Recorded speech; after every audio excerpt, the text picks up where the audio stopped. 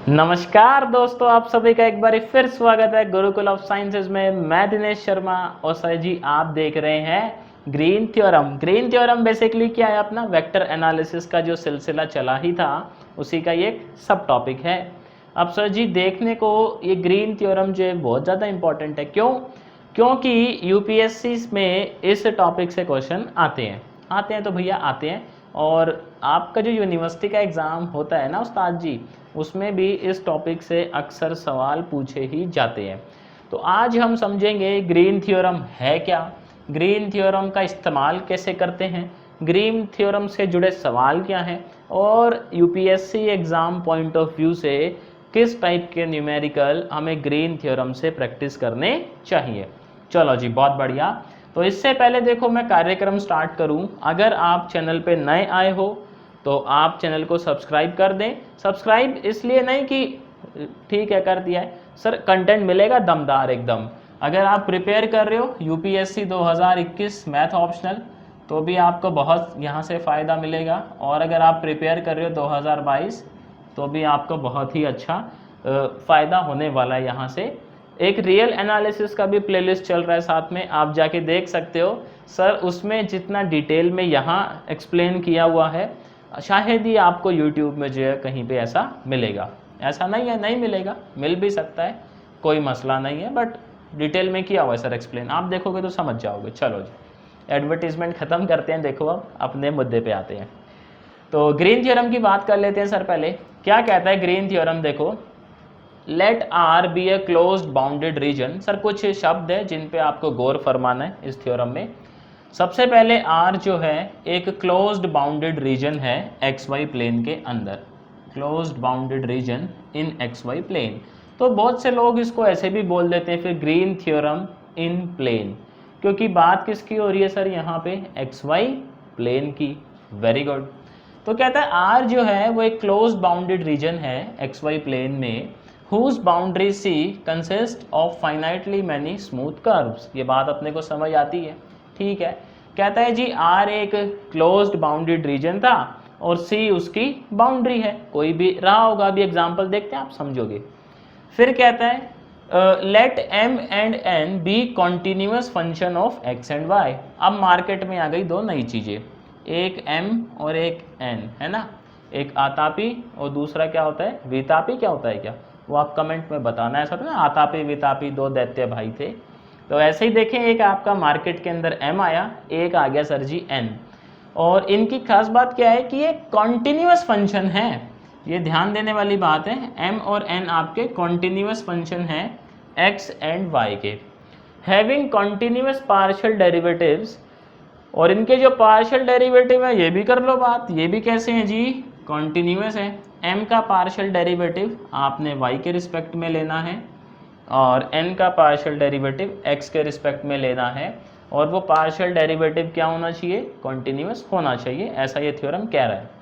आगे कहता है अगर ऐसा है तो बहुत अच्छी बात है, देन आपका जो काम है वो आसान होने वाला है।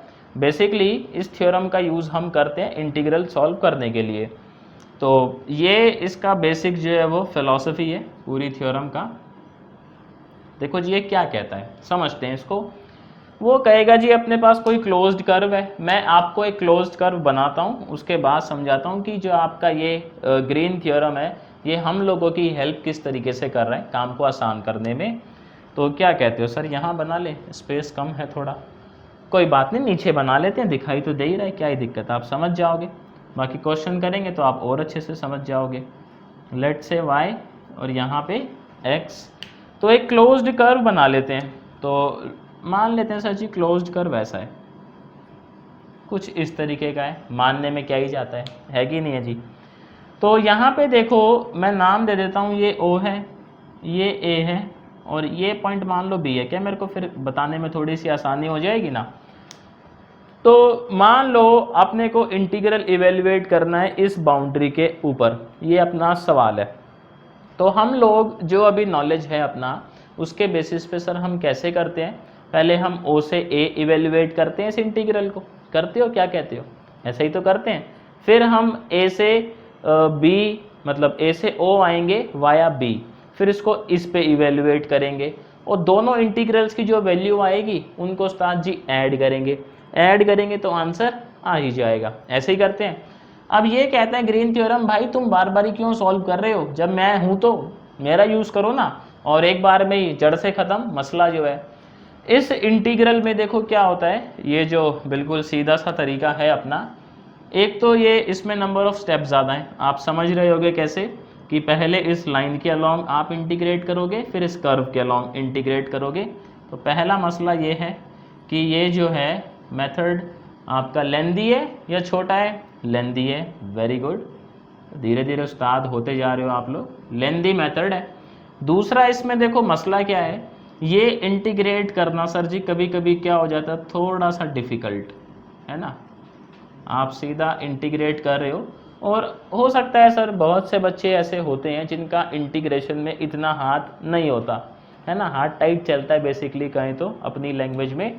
तो जिनका इंटीग्रेशन में हाथ टाइट है और जो इस लेंदी प्रोसेस से छुटकारा चाहते हैं, ग्रीन थ्योरम उनके लिए बनाए। देखो ग्रीन थ्योरम कहता है भाई साहब घबराओ मत, मैं हूं ना, मैं सॉल्व करके दूंगा, मेरे से पूछो। ग्रीन थ्योरम का ये कहना है कि आपके पास ऐसा इंटीग्रल है और क्लोज्ड बाउंड्री पे इवेल्युएट कर रहे हो, ध्यान देना है क्लोज्ड बाउंड्री पे काम करता है ये। तो सबसे पहले आपने n का पार्शियल डेरिवेटिव लेना है x के रिस्पेक्ट में, फिर m का पार्शियल डेरिवेटिव लेना है y के रिस्पेक्ट में, और इंटीग्रेट कर देना है इस बाउंडेड रीजन पे। अब सर सवाल आता है ये बाउंडेड रीजन पे फिर लिमिट कैसे लगाएंगे। देखो हम लोगों ने क्या है कुछ टाइम पहले जब कैलकुलस किया था तो हमने समझा था कि लिमिट्स जो हैं वो किस तरीके से लगाई जाती हैं डबल इंटीग्रेशन में। अगर आप लोग लिमिट्स लगाने में कंफर्टेबल फील करते हो फिर तो कहने ही क्या है, फिर तो सोने पे सुहागे वाली बात हो गई है। तो और देखो अगर नहीं फील करते सर जी कंफर्टेबल आप लोग लिमिट लगाने में, तो आप लोग क्या कैलकुलस वाली जो प्लेलिस्ट बनी हुई है अपनी उसमें जाओगे तो आपको मिलेगा वीडियो, एक डबल इंटीग्रल का है, मल्टीपल इंटीग्रेशन और चेंज ऑफ ऑर्डर का है। तो वो दोनों वीडियो देख लोगे ना, मैं बता रहा हूँ लिमिट लगाने में सर जी आप उस्ताद हो जाओगे, आप ट्यूशन पढ़ाने लगोगे, ठीक, इतना अच्छे से आपको समझ आ जाएगा। खैर तो ये जो है अभी देखो क्वेश्चन से जब देखेंगे तो लिमिट हम लोग लगा ही लेंगे, कोई भी दिक्कत यहाँ पे नहीं है। आगे क्या कहता है, the line integral being taken along the entire boundary C of R in anti clockwise direction. आप जो ये लाइन इंटीग्रल इवेल्युएट करोगे ना, जो मैं इसकी बात कर रहा था अभी, पहले आप ओ से ए जाओगे तो ऐसे जाओगे, फिर आप ए से ओ आओगे वाया बी होते हुए, तो पूरी बाउंड्री पे इवेल्युएट करोगे और क्लोज्ड कर्व बनाना है, और डायरेक्शन क्या रखनी है आपने, एंटी क्लॉकवाइज। बहुत ही बढ़िया, इसका स्क्रीनशॉट ले लो आप लोग, वेरी गुड। तो देखें सर आपको अगर कोई भी मसला रहता है मैथमेटिक्स ऑप्शनल से रिलेटेड तो ये कॉन्टैक्ट नंबर है, आप लोग इस पे व्हाट्सएप पे जो है वो डाउट पूछ ही सकते हैं। और अगर आपको सर जी मेरे हैंड रिटन नोट्स चाहिए तो आप लोग क्या है, नीचे टेलीग्राम का लिंक गिवन है चैनल का, वो ज्वाइन कर लें, वहाँ पे जो है वो notes time to time share होते रहते हैं। तो अभी क्या करते हैं, अभी हम लोग जो है 4 क्वेश्चन देखेंगे इस थ्योरम के ऊपर, और उन क्वेश्चन से इस थ्योरम का जो सारा निचोड़ है या यूपीएससी किस तरीके के सवाल करता है वो जानने की कोशिश करेंगे।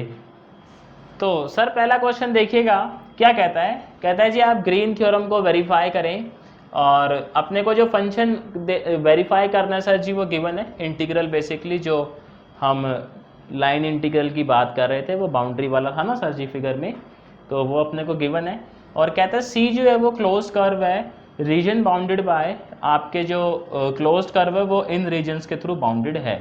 तो सबसे पहले हम लोग बना लेते हैं कि अपना रीजन क्या है, तो बाउंड्री क्लियर हो ही जाएगी। देखो बाउंड्री क्लियर हो जाएगी तो सर जी क्वेश्चन करना थोड़ा सा इजी हो जाएगा। यूपीएससी में भी क्या है इसी टाइप के जो है वो क्वेश्चन आते हैं कि आप वेरीफाई करें ग्रीन थ्योरम को या बाकी जो थ्योरम्स हैं उनको भी। तो पहला कर्व क्या है अपना, y इक्वल्स टू एक्स, और एक है y equals to X square.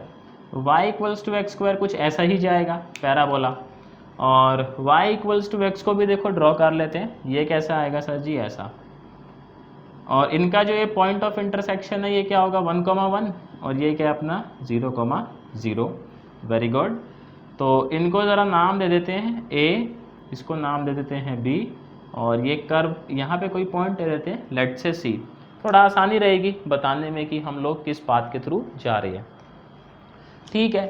तो अब यहाँ पे देखो ये जो अपने को गिवन है इसको कंपेयर करवाएंगे अपने एक्सप्रेशन से। तो अपने को गिवन है ये closed interval X Y plus Y square D X plus X square D Y.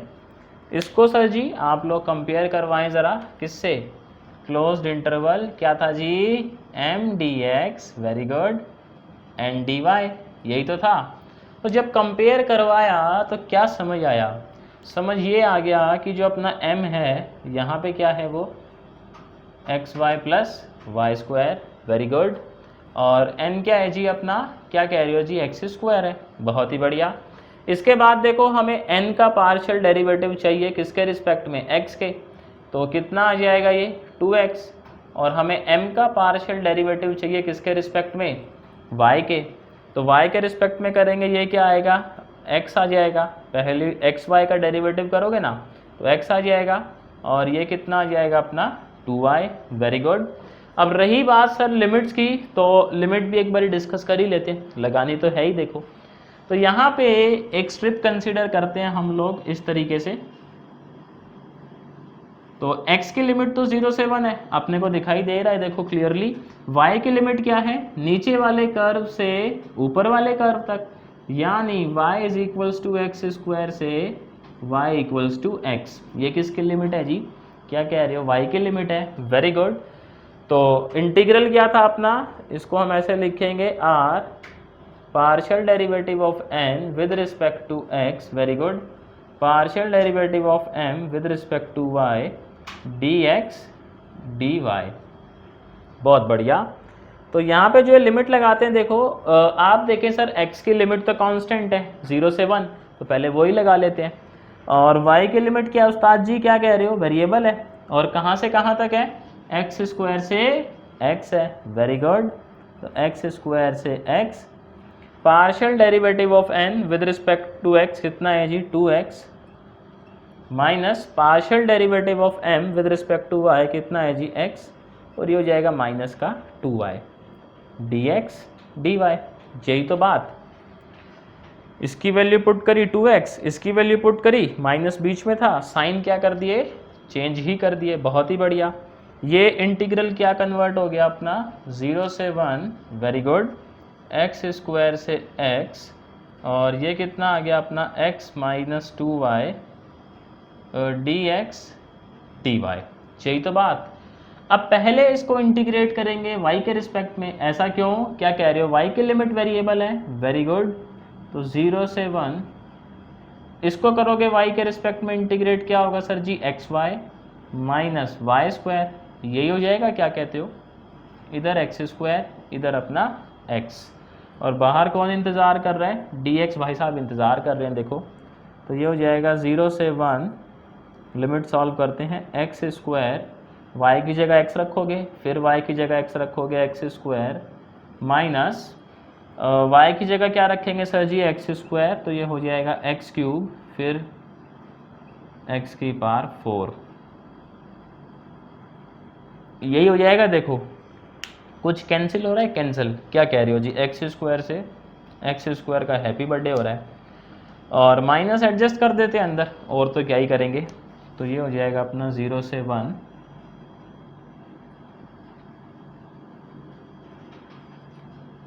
x4 minus x cube D x, इसका इंटीग्रेशन कर लेते हैं, ये हो जाएगा x की power 5 divide by 5 minus x की पावर 4 डिवाइड बाय 4, 0 से 1, ये आ जाएगा 1/5 माइनस 1/4 इक्वल्स टू 20, इधर कितना आएगा जी, इधर आएगा 4, इधर आएगा 5, तो आंसर कितना आ गया जी, क्या कह रहे हो, -1/20, वेरी गुड। तो उस्ताद जी ये आंसर आ गया आपका -1/20, क्या कहते हो सर जी, समझ आया। देखो हमने किस तरीके से किया है, हमने इस पे ग्रीन थ्योरम लगाई और इस इंटीग्रल को ऐसे कन्वर्ट किया और फटाफट क्या कर दिया, सॉल्व कर दिया, और देखें आंसर कितना आ गया -1/20। अब क्योंकि हमें ग्रीन थ्योरम को वेरीफाई करना है तो एक बारी सर इस वाले मेथड से भी सॉल्व करना ही पड़ेगा इंटीग्रल को, क्या कहते हो सर जी, करना तो पड़ेगा ही। तो सबसे पहले देखो हम लोग जो है एंटी क्लॉकवाइज चलेंगे, तो एंटी क्लॉकवाइज चलेंगे तो ऐसे, है ना, घड़ी की उल्टी दिशा में इस तरीके से चलेंगे। पहले आप लोग इसका स्क्रीनशॉट ही ले लो, वेरी गुड। और अब हम क्या करते हैं सर, इस इंटीग्रल को पहले हम लोग इवेल्युएट करते हैं इस कर्व के ऊपर। आपका देखें सर कर्व है ना ये ए सी बी, इस वाले कर्व पे क्या करेंगे, इसको इवेल्युएट करेंगे सबसे पहले। तो इसको हटा देते हैं जो इतना पोर्शन है। आंसर तो याद ही है, -1/20 आया है ग्रीन थ्योरम जब हम लोगों ने लगाई। बहुत ही बढ़िया, इसको लिख लेते हैं जी इधर। आंसर अपना -1/20 है, क्योंकि मैच तो करवाना ही है। तो सबसे पहले हम लोग इसको इवेल्युएट करने जा रहे हैं, इवेल्युएट अलोंग, किसके अलोंग कर रहे हो सर आप, ACB। तो ACB के अलोंग कर रहे हो, ACB के अलोंग y किसके इक्वल है, x² के। तो मैं बोल सकता हूँ क्या सर जी, dy किसके इक्वल है, 2x dx के। क्या कहते हो, इस इक्वेशन में जहाँ जहाँ y है क्या पुट करोगे, x², जहाँ जहाँ dy है क्या पुट करेंगे, 2x dx। तो देखते हैं फिर लिमिट लगाएंगे किस तरीके से चेंज होता है। आप देखेंगे सर पूरा इंटीग्रल किस में चेंज हो जाएगा, x में, और x की लिमिट क्या है यहाँ पे, 0 से 1, यही तो है। तो लिमिट क्या जाएगी, 0 से 1, वेरी गुड। और देखो जी हमें क्या पुट करना है, x, और y की जगह क्या पुट करना है, x² प्लस ये हो जाएगा x की पावर 4, भाई ये x² है, स्क्वायर का स्क्वायर 4 dx, और x² तो x² है, dy की जगह क्या रखेंगे, 2x dx, यही तो बात। अब देखें जी ज़रा ये इंटीग्रल कैसे चेंज होगा, 0 से 1, वेरी गुड, x³ और चलो लिख लेते हैं एक स्टेप, x³ x की पावर 4, यहाँ से क्या आएगा 2x³ और dx। अब देखो जी ये क्या हो जाएगा, x³ 3x³, तो 0 से 1, very good, 3x³ plus x की पावर 4 dx, यही तो बात। तो इसको इंटीग्रेट करिएगा तो ये आ जाएगा सर जी 4, अच्छा ये आएगा अपना 3/4 x की पावर 4 प्लस x की पावर 5 डिवाइड बाय 5, और लिमिट क्या है अपनी 0 से 1। तो बेसिकली ये कितना आ गया, 3/4 प्लस 1/5, एलसीएम कितना आएगा सर जी, 20 आएगा। देखें फिर से, तो ये हो जाएगा 15 और ये हो जाएगा 4। तो इस वाले इंटीग्रेशन का आंसर कितना आया सर, 19/20। ये कब आया है, जब हमने इसको इवेल्युएट करा है किसके अलोंग, कर्व के अलोंग। अब सर जी इस लाइन के अलोंग क्या आएंगे, वापस आएंगे। तो अब इसको इवेल्युएट करेंगे अलोंग BA। तो लिखते हैं यहाँ पे इवेल्युएट अलोंग BA, ठीक, क्लोज कर्व तो बनाना ही है। तो BA के अलोंग जब आएंगे तो क्या कह रहे हो सर, y तो x के इक्वल है, इसका सीधा सीधा मतलब क्या है, dy = dx। बहुत बढ़िया, ये जो आपका इक्वेशन है जहाँ जहाँ y है क्या पुट करोगे, x, और जहाँ dy है वहाँ dx, और लिमिट किसकी है, x की, x क्या आ रहा है 1 से 0, बहुत ही बढ़िया।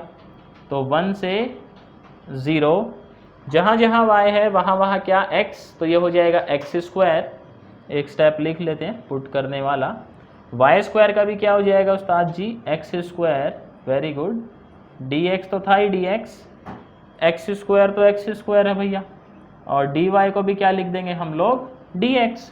भैया अपने मन से थोड़ी लिख रहे हैं, इस लॉजिक के बिहाफ पे लिख रहे हैं।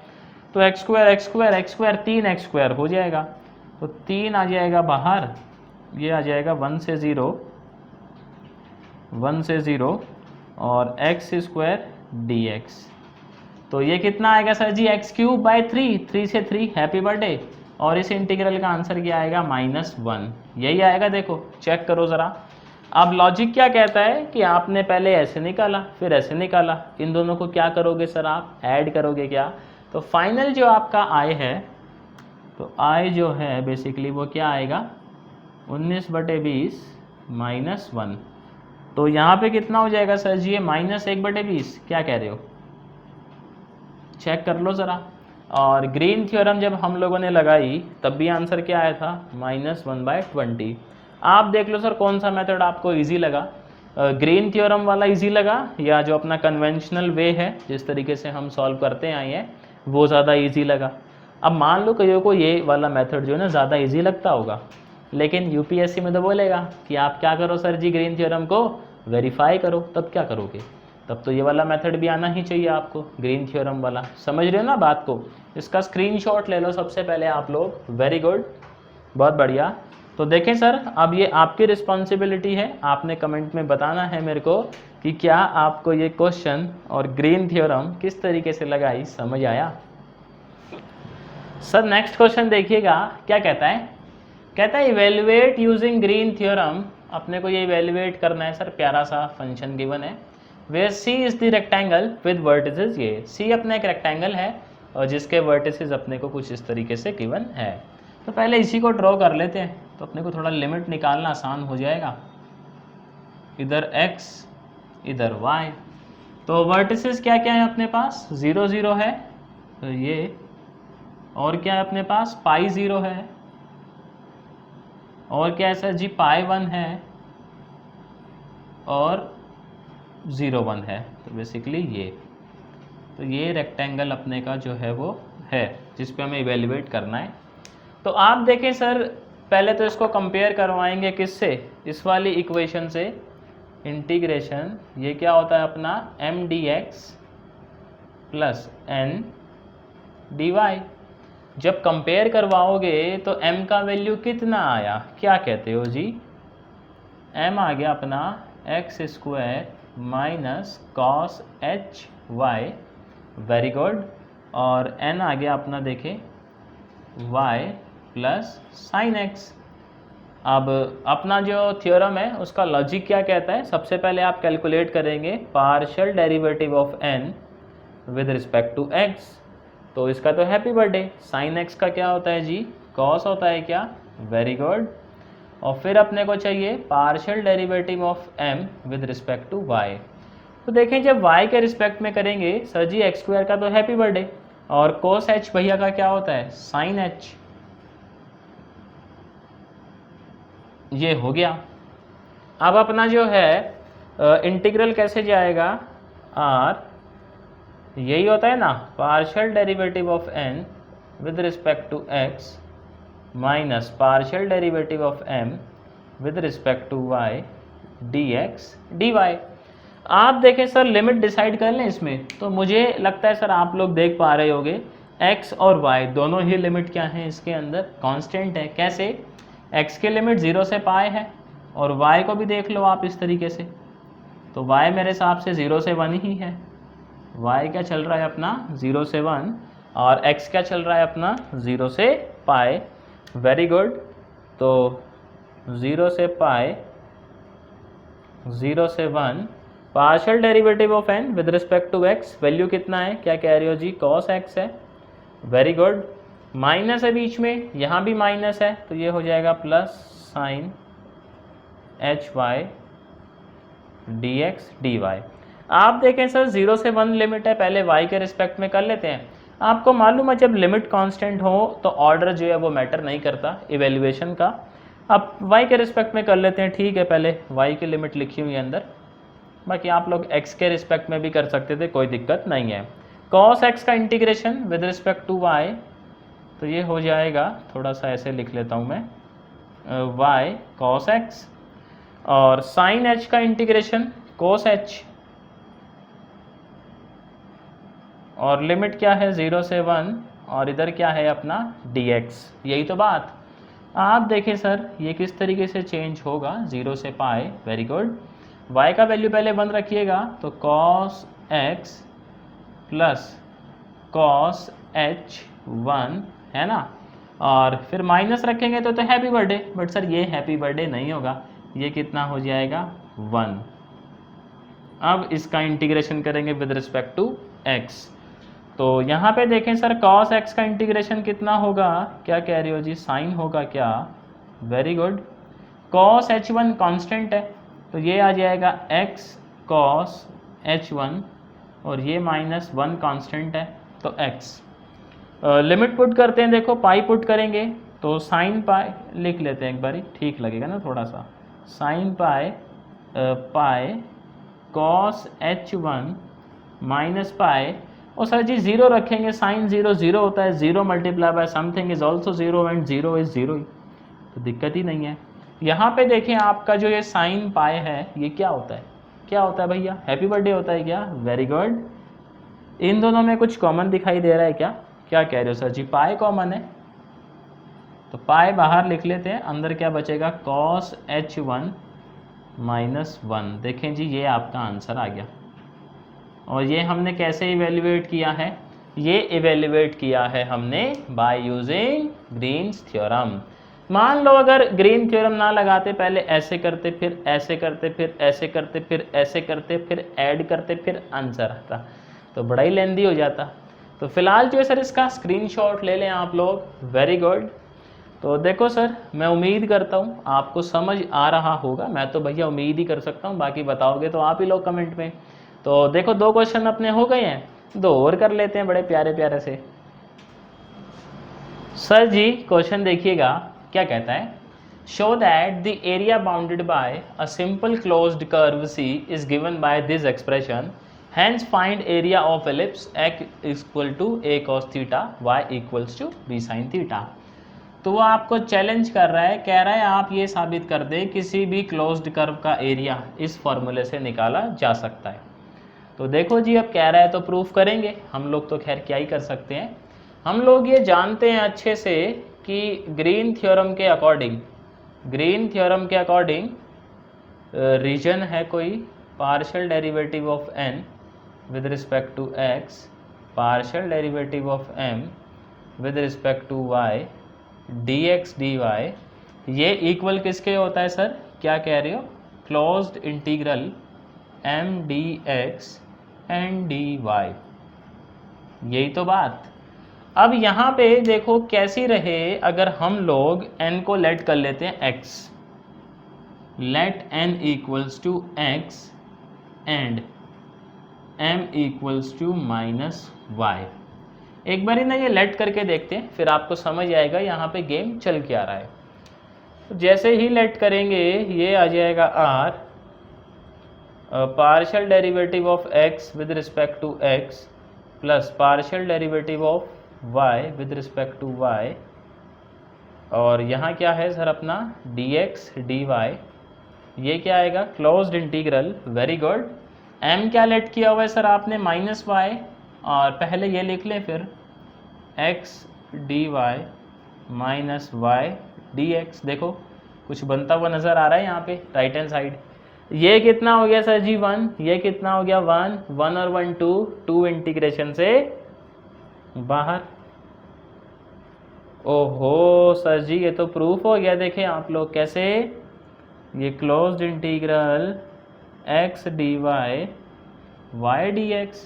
आप देखें सर ये क्या बताता है आपको, एरिया बताता है क्या, कर लो जी बात, बताओ, बगल में छोरा शहर में ढिंडोरा। ये क्या बताता है अपने को, a, यानी 2 टाइम्स a किसके इक्वल है, closed interval x dy minus y dx, और we can say that area is equals to half closed integral x dy minus y dx। क्या कहते हो सर जी, प्रूफ हो ही गया, देखो सौभाग्य से यही प्रूफ करना था कि आपने को, वेरी गुड। तो यहाँ लिखेंगे हैंस प्रूव्ड, ये तो है जी एक बात। अब कहता है ये प्रूफ कर दिया ना, इसी फॉर्मूले को यूज़ करके आप में दम है, तो आप इस एलिप्स का क्या निकालें सर, एरिया निकालें। चलो जी निकालते हैं, अब वो कह रहा है तो इधर निकाल लेते हैं। देखो हम लिखेंगे area of ellipse is equals to half, अभी लिमिट लगाते हैं, रुक जाओ बस थोड़ी देर। x की वैल्यू क्या गिवन है, a cos थीटा, और dy आएगा फॉर्मूले के according minus b sin theta, और dx आएगा। सर जी ऐसे तो जो है ना बात बन नहीं पाएगी, तो हम लोग क्या करते हैं, इधर एडजस्टमेंट, इधर और एक इधर। अब लिमिट लगाना भी आसान है, लिमिट किसकी जाएंगी, थीटे की, और थीटा क्या बनता है जी एलिप्स के अंदर, 0 से 2 पाई, वेरी गुड। तो एरिया क्या हो जाएगा, देखो ये हो जाएगा हाफ इंटीग्रल 0 से 2 पाई। ठीक, आप देखें a cos थीटा तो a cos थीटा ही है, और dy by D theta, y कहाँ चला गया रे, ये रहा। ये कितना आएगा b cos theta dy by D theta, very good, minus b sin theta तो b sin थीटा है, देखें जी b sin थीटा, लेकिन dx बाई डी थीटा क्या आएगा, minus a sin theta, very good. और ये थोड़ा सा बड़ा ब्रैकेट बना लेता हूँ मैं ताकि ठीक चीज़ें ठीक तरीके से दिखें। यहाँ पे देखें सर ए बी और ए बी कॉमन है ना, हाफ ए बी 0 से 2 पाई, यहाँ क्या बचेगा cos cos cos square theta, और सर जी देखें ये माइनस माइनस क्या हो जाएगा प्लस, ए बी तो आप कॉमन ले गए, ये क्या बचेगा प्लस में sine square theta. Sir cos square theta plus sine square theta क्या होता है 1 डी थीटा। तो इस हिसाब से इस इंटीग्रल का आंसर क्या आएगा, मेरे हिसाब से तो सर जी 2 पाई आएगा, बाकी आप कमेंट में बताइएगा कि आपके हिसाब से क्या आएगा इस इंटीग्रल का आंसर। ठीक, यहाँ पे 2 से 2, happy birthday, it means area of an ellipse कितना है जी पाई ए बी। देखो इतना ही एरिया आता है नॉर्मली जब हम लोग करते हैं, और अभी हम लोगों ने उसी चीज़ को किससे किया है, इस ग्रीन थ्योरम का जो मॉडिफिकेशन है थोड़ा सा, उससे हमने इस एरिया को इवेल्युएट किया है। तो सबसे पहले तो आप लोग इसका स्क्रीनशॉट ले लें, वेरी गुड। तो देखें सर, मैं उम्मीद करता हूँ कि आपको ये कॉन्सेप्ट समझ आया ही होगा। अभी एक लास्ट क्वेश्चन और देखते हैं। तो सर लास्ट क्वेश्चन देखिएगा आज का, क्या कहता है, इवेल्युएट बाय ग्रीन थ्योरम, ये लिखा है देखो प्यारा सा नन्ना सा मुन्ना सा expression, where C is the circle, circle की बाउंड्री है बेसिकली, और इसको उस पर इवेल्युएट करना है। तो इसको कंपेयर करवाइएगा सर सबसे पहले, तो कंपेयर किससे करवाइएगा, एम डी एक्स प्लस में N D X N D Y, इससे। तो जब कंपेयर करवाएंगे तो क्या कह रहे हो जी, m किसके इक्वल आया, m आया अपना, क्या कह रहे हो sir ji, cos x sin y minus x y, और आपका n जो है वो किसके इक्वल आया। देखें सर अभी जो है अपना ये वेक्टर कैलकुलस ये लगभग समाप्ति की ओर है, कुछ ही दिनों में ये समाप्त हो ही जाएगा ऊपर वाले की दया से, है ना, छोटा ही टॉपिक है तो ज़्यादा इसमें बचा नहीं है, बस ये इंटीग्रेशन वाला टॉपिक ही जो अपना बचा हुआ है वो थोड़ा सा कोऑर्डिनेट सिस्टम देखना है वो बचा हुआ है, तो ज़्यादा टाइम ये खाएगा नहीं। तो अब सवाल ये है, एक तरफ तो अपना रियल एनालिसिस चल ही रहा है, कोई दिक्कत नहीं है, उसकी वीडियो 2-3 दिन में एक आती है, लेकिन सर आप समझे थोड़ी सी दमदार आती है उसकी वीडियो, कॉन्सेप्चुअल आपको वहाँ पे ज़्यादा मिलेगा कंटेंट। ठीक, तो सवाल ये बनता है अब इसके साथ में, रियल एनालिसिस के साथ में दूसरा सब्जेक्ट कौन सा उठाया जाए, बात ये है। तो आप लोग कमेंट करके बताइएगा कि वेक्टर एनालिसिस ख़त्म होने के बाद नया चैप्टर मतलब नया सब्जेक्ट कौन सा होना चाहिए। मेरी नज़र में 2-3 चैप्टर हैं, लाइक मैं आपको बताता हूँ, आप कमेंट में बताइएगा आपका क्या विचार है। हो सकता है सर हम लोग जो है, क्योंकि फिज़िक्स वाले जो सब्जेक्ट हैं उनमें देखेंगे आप, तो आपका जो एक छोटा सा टॉपिक है, या तो स्टैटिक्स कर लेते हैं हम लोग, या मैकेनिक्स जो है मतलब पेपर 2 में है ना अपना मैकेनिक्स एंड फ्लूइड डायनामिक्स, तो उसका जो है मैकेनिक्स हो सकता है, कोई दिक्कत नहीं है, स्टैटिक्स हो सकता है, कोई दिक्कत नहीं है, वो ऑप्शन है, आप बता सकते हो। दूसरा मॉडर्न अलजेब्रा है, मॉडर्न अलजेब्रा लेकिन लेंदी है तो टाइम खाएगा, ऑब्वियस सी बात है, पर इतना मुश्किल वो भी नहीं है। फिर अपना ODE है, ODE तो बहुत लेंदी है, ODE PDE बेसिकली वो साथ ही होगा। तो न्यूमेरिकल एनालिसिस है जो इजी सब्जेक्ट है। देखो मेरा क्या मानना है ऐसा, या मैं क्या कहना चाह रहा हूँ कि हम ऐसा करते हैं, रियल एनालिसिस तो चलेगा ही, ये जैसे ही ख़त्म होता है हम फिज़िक्स का जो है एक सब्जेक्ट उठा लेते हैं, ठीक, और उसको जो है फिर हम लोग पूरा कर ही लेंगे। तो आप बताइएगा कमेंट में कि आपको ये सुझाव किस तरीके का लग रहा है, या आपके पास कोई और आइडिया है तो आप वो मुझे बताओ। बस ये चीज़ ध्यान में रखना, रियल एनालिसिस एक भारी भरकम सब्जेक्ट है, तो सर इसके साथ चलने वाला थोड़ा सा लाइट वेट होना चाहिए, दोनों ही भारी चलाओगे तो सर जी मसले हो जाएंगे, समझ रहे हो ना बात। चलो जी बढ़िया। तो फिज़िक्स वाले जो सब्जेक्ट है उनमें जैसे स्टैटिक्स है, मैकेनिक्स है, वो हल्के हैं, वो किए जा सकते हैं, बाकी जो दूसरा वाला पार्ट है उनका, जिसमें डिफरेंशियल इक्वेशंस यूज़ होती हैं, वो डिफरेंशियल इक्वेशन करने के बाद ही करें तो ज़्यादा अच्छा है। खैर वापस आते हैं जी हम लोग तो अपने इस इंटीग्रल पे। तो m ये है और n ये है, और हमें जो है ग्रीन थ्योरम से इवेल्युएट करना ही है। तो पहले पार्शियल डेरिवेटिव ले लेते हैं n का x के रिस्पेक्ट में। तो ये कितना हो जाएगा, x के रिस्पेक्ट में ले ही रहे हैं तो ये cos x हो जाएगा अपना, और cos y as it is. Very good. अब पार्शियल डिफरेंशिएशन लेंगे m का with respect to y, y के रिस्पेक्ट में लेंगे, ये हो जाएगा अपना सर जी क्या, cos y हो ही जाएगा। और यहाँ क्या आएगा आपका, माइनस का x आएगा। देखो ये क्या हो जाएगा अपना r, वैल्यूज ज़रा पुट करते हैं फिर लिमिट पे भी आएंगे, dn by d x, dm by d Y,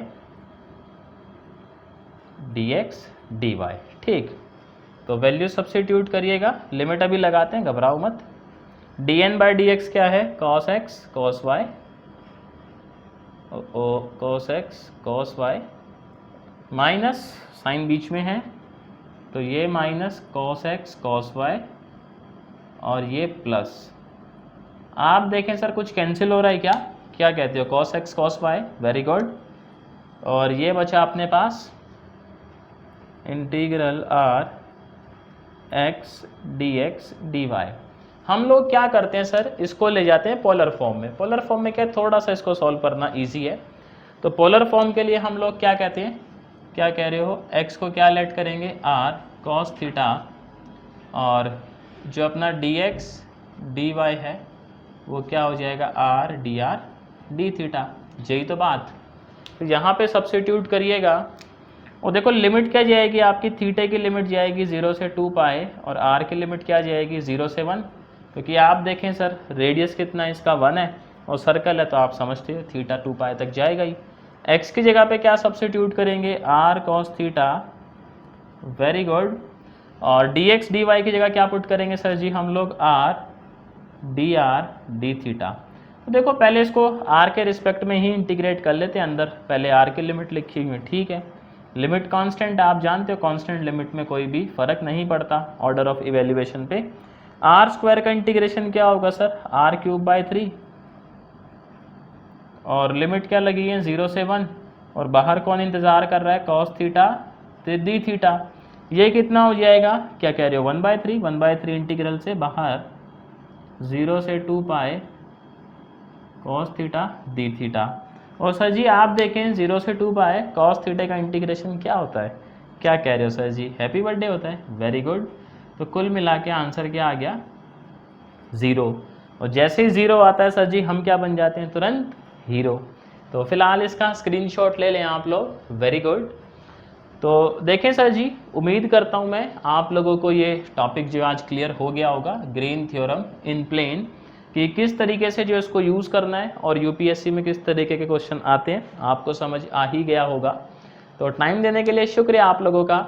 लेकिन अगर अभी तक आपने चैनल सब्सक्राइब नहीं किया है तो सर जी चीटिंग है, सब्सक्राइब कर ले।